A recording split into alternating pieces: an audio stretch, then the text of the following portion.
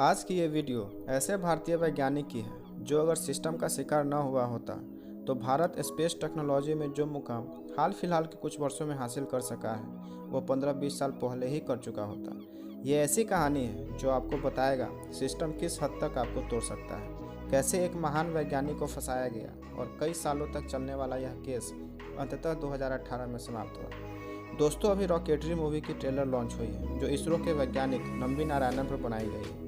आज हम इन्हीं के बारे में बात करने वाले हैं। इनका जन्म 1948 में केरल के एक अत्यंत मध्यवर्गीय परिवार में हुआ। इन्होंने अपनी schooling DVD higher secondary school से की थी। इसके बाद ये मद्रास यूनिवर्सिटी से मैकेनिकल इंजीनियरिंग में ग्रेजुएट हुए। ये शुरू से ही प्रतिभाशाली थे, बहुत तेज थे पढ़ने में। जब ये छोटे थे उसी समय इनके पिता की मृत्यु हो गई। इनको स्कॉलरशिप बहुत मिलती थी, उसी पैसों से ये पढ़ते थे, बाकी पैसे घर भेज देते थे। इनकी देशभक्ति इतनी थी कि इन्होंने नासा से मिले ऑफर को भी ठुकरा दिया। इसरो के उस वक्त के चेयरमैन सतीश धवन इनकी बहुत प्रशंसा किया करते थे। आपको बता दें, इसरो में यूज होने वाला विकास इंजन को बनाने में इनका अहम योगदान रहा था। PSLV जिसमें विकास इंजन का यूज होता है, उसी की मदद से 2008 में चंद्रयान 1 को लॉन्च किया गया था। ये बात अक्टूबर 1994 की है, जब केरल पुलिस ने मालदीवियन मूल की मरियम रशीदा को तिरुवनंतपुरम से अरेस्ट किया। पुलिस का कहना था कि रशीदा के पास इसरो के रॉकेट इंजन की कुछ सीक्रेट ड्राइंग्स थी जो वह पाकिस्तान और अन्य देशों को सेल करने वाली थी। इंट्रोगेट के दौरान रशीदा ने नंबी नारायणन का नाम लिया। पुलिस ने नंबी नारायणन को उनके साथी वैज्ञानिक शशि कुमारन, के चंद्रशेखर के साथ बिना किसी सबूत के गिरफ्तार किया। जब इनको गिरफ्तार किया गया उस समय ये क्रायोजेनिक प्रोजेक्ट पर काम कर रहे थे।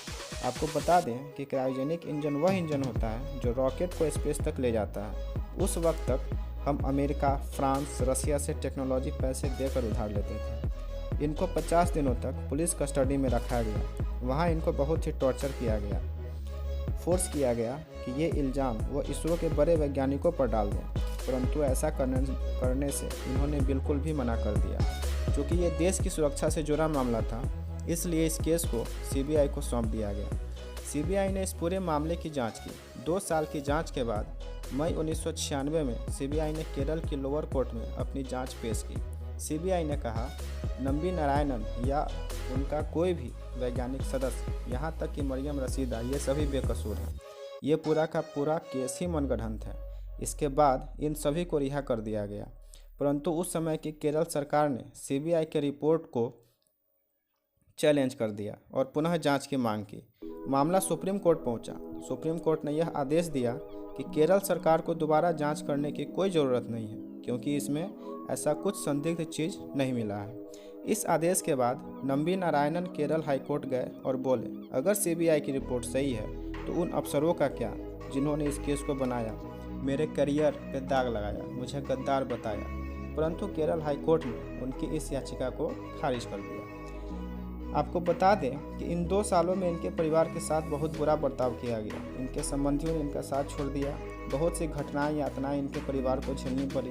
पेपरों में, न्यूज़ में इनके बारे में गलत लिखा गया, गलत टिप्पणी की गई, और ये सब तब हुआ जब इन पर अभी तक आरोप सिद्ध नहीं हुए थे। जब केरल हाईकोर्ट ने इनकी याचिका को खारिज कर दिया, तब ये सुप्रीम कोर्ट पहुँचे और वहाँ इनके खिलाफ कार्रवाई की मांग की और साथ में मुआवजे की मांग भी की। हालांकि इनको 1996 में ही रिहा कर दिया गया था, परंतु इनके इंसाफ की लड़ाई 20-22 सालों तक चली। वो सुप्रीम कोर्ट में लड़ते रहे कि उन पुलिस वालों पर कार्रवाई हो और मेरी इज्जत, शोहरत सभी मुझे लौटाई जाए। अप्रैल 2017 में नंबी नारायणन की याचिका पर सुप्रीम कोर्ट ने सुनवाई शुरू की। 14 सितंबर 2018 को सुप्रीम कोर्ट में 3 जजों की बेंच बैठी। जजों ने यह फैसला सुनाया कि नंबी नारायणन के साथ जो कुछ भी हुआ वो दुर्भाग्यपूर्ण था। उन्होंने अपनी पूरी लड़ाई लड़ी है। उन्हें उनकी पद, इज्जत, शोहरत, वो सारी चीज़ें सम्मान के साथ लौटाई जाए। जो भी किताबों में, रिकॉर्ड्स में गलत लिखा गया है, गलत टिप्पणी की गई है, वो सब हटाई जाए और उन्हें वही मान सम्मान दिया जाए जो इसरो के देशभक्त साइंटिस्ट को मिलता है। सुप्रीम कोर्ट ने कहा कि उनकी इज्जत, मान सम्मान पैसे से तो वापस नहीं की जा सकती, लेकिन उन्होंने जो लड़ाई लड़ी, अगर वे इस सर्विस में होते तो उनकी सैलरी के हिसाब से 75 लाख रुपए देने का फैसला सुनाया। और सबसे बड़ा फैसला ये था कि ये 75 लाख रुपए उन पुलिस वालों से वसूले जाए जिसने इन्हें फंसाया था। अगर उन पुलिस वालों के पास पैसे ना हो तो उनकी संपत्ति बेचकर ये पैसे नंबी नारायणन को दिए जाएं। फिर भी पैसे पूरे न हो तो केरल सरकार इस मुआवजे को दे। बाद में उस समय के पीएम नरसिम्हा राव ने संसद में यह बोला था कि इस सब के पीछे बाहरी शक्तियों का हाथ था। खासकर उनका इशारा अमेरिका की CIA की ओर था, जो नहीं चाहता था कि भारत इस टेक्नोलॉजी को हासिल कर सके। CBI के रिपोर्ट के अनुसार इसमें 3 पुलिस वाले और सरकार के कुछ बड़े मंत्री भी शामिल थे। आपको जानकर खुशी होगी कि 2019 में इनको पद्म भूषण सम्मान से सम्मानित किया गया। दोस्तों, अगर आपको ये वीडियो अच्छा लगा हो तो प्लीज़ इसे लाइक करें, शेयर करें, ताकि औरों को भी इनके बारे में पता चले। अगर आप इस तरह की वीडियोस देखना चाहते हैं तो हमारे चैनल को सब्सक्राइब कर लें, क्योंकि हमारे चैनल पर आपको इसी तरह की इंटरेस्टिंग बायोग्राफीज़ मिलती हैं। अगर आपके पास कोई सुझाव हो तो कमेंट बॉक्स में ज़रूर लिखें।